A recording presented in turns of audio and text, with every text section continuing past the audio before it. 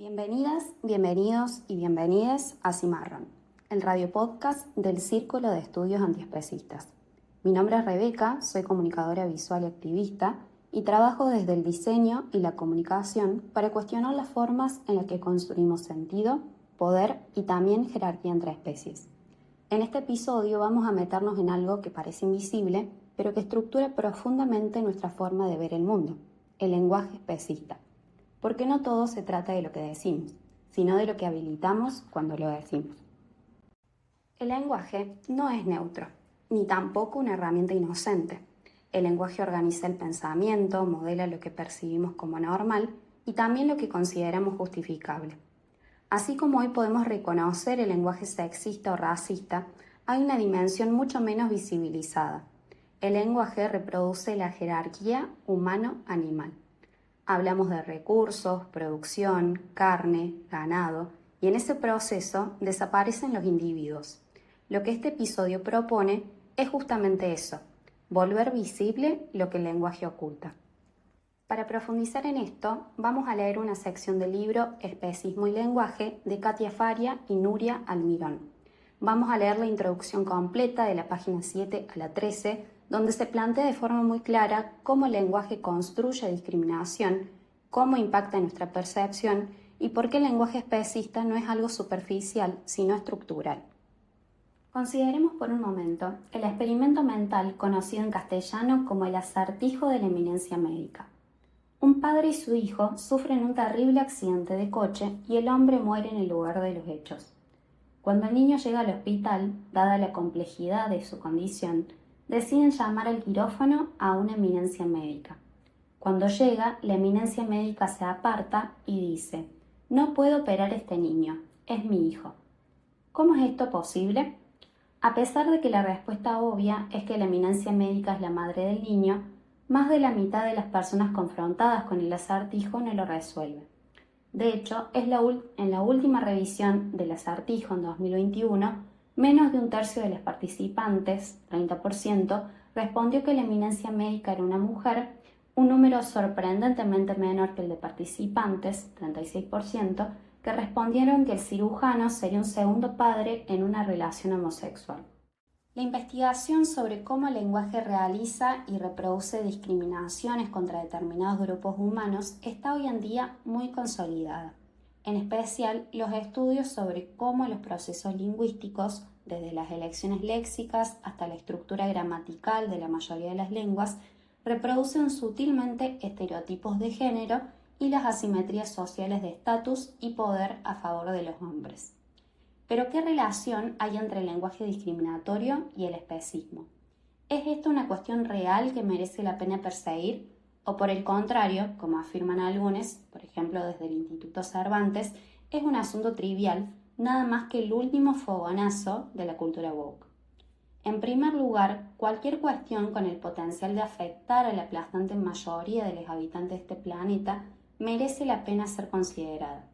Descartar el problema de entrada sugiere la existencia de un sesgo de especie que nos impide reconocer la relevancia de un asunto cuando éste no afecta a los seres humanos.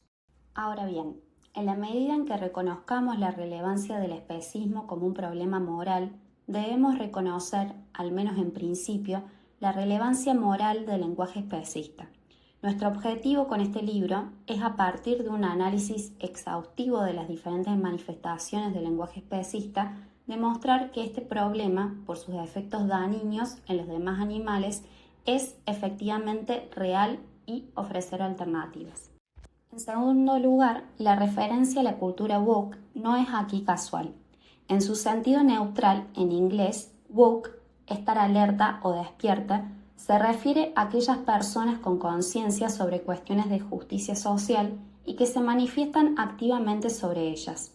Recientemente, los sectores más conservadores de la esfera política se han apropiado de la expresión, que ha pasado a designar un conjunto de atribuciones que se caracterizan por una excesiva vigilancia de las actitudes morales ajenas, incluyendo de manera notable cómo éstas se reflejan en el lenguaje de los hablantes, y una predisposición para condenar, exponer y sancionar públicamente a todos quienes manifiestan posiciones discordantes respecto de lo considerado políticamente correcto, por lo que la actitud woke iría acompañada de un cierto postureo ético.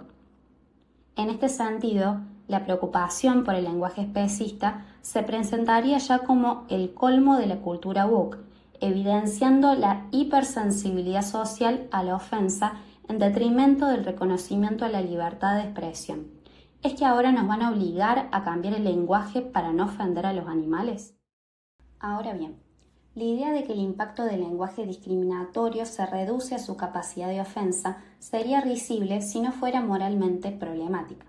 Como hemos mencionado antes, las elecciones lingüísticas discriminatorias de los hablantes afectan a los procesos cognitivos de los oyentes, en particular a las representaciones mentales sobre grupos socialmente marginalizados, lo que a su vez configura las actitudes y comportamientos desfavorables hacia estos. Es cierto que, a menudo, en el caso humano, el contenido ofensivo del uso del lenguaje discriminatorio y el impacto psicológico que conlleva para las personas discriminadas es un factor relevante a tener en cuenta. Sin embargo, esta no es la única razón para rechazar el uso de dicho lenguaje y posiblemente ni siquiera es la más fuerte. En última instancia, los efectos más dañinos del lenguaje discriminatorio están en cómo la continua estigmatización y estereotipación de las comunidades socialmente marginalizadas incide negativamente en su autorrepresentación, así como en la representación social de las mismas y cómo éstas moldean la acción individual y colectiva. Si no fuera así, no habría razones decisivas para dejar de usar el lenguaje discriminatorio fuera del campo perceptivo de las comunidades socialmente marginalizadas o hacia personas que por distintas razones no pudieran identificar su contenido discriminatorio, ya que no podríamos ofenderlas. Esto último resulta claramente inaceptable.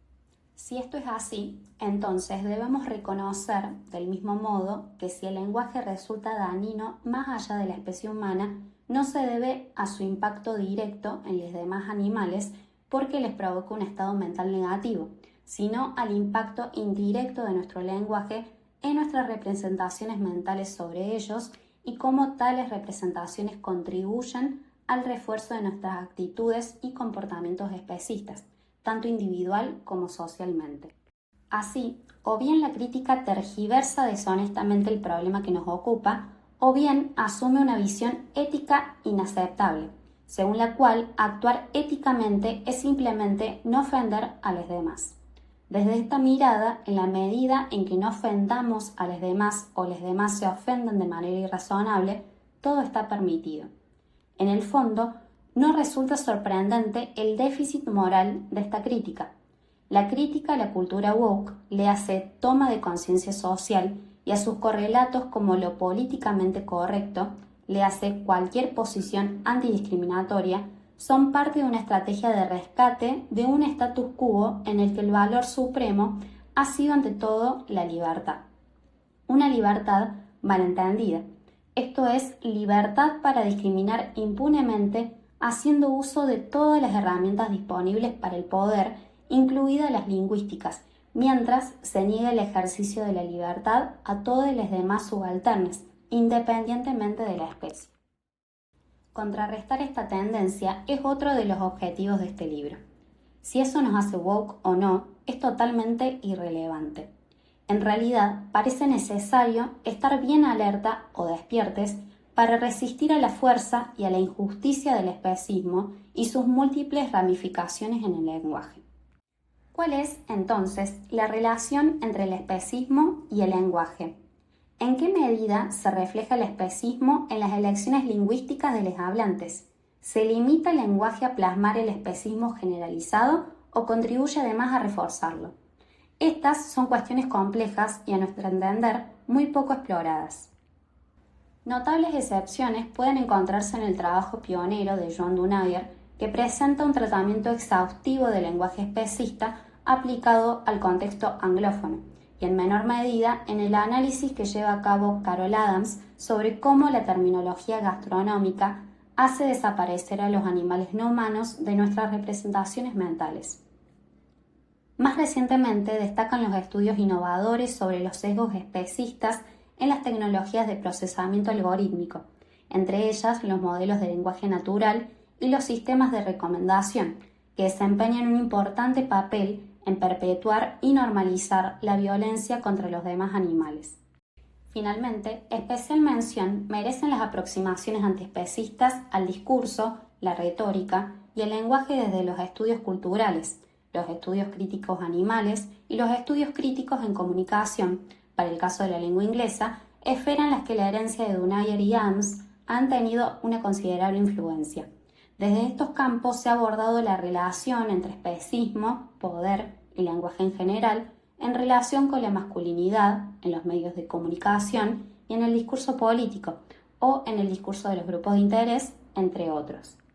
A pesar del trabajo realizado durante más de 2 décadas en el ámbito anglófono y de los nuevos caminos abiertos por la investigación más reciente, hasta donde sabemos, el problema del lenguaje especista en la lengua castellana no se ha abordado de manera sistémica en la academia y sigue siendo residual en el activismo.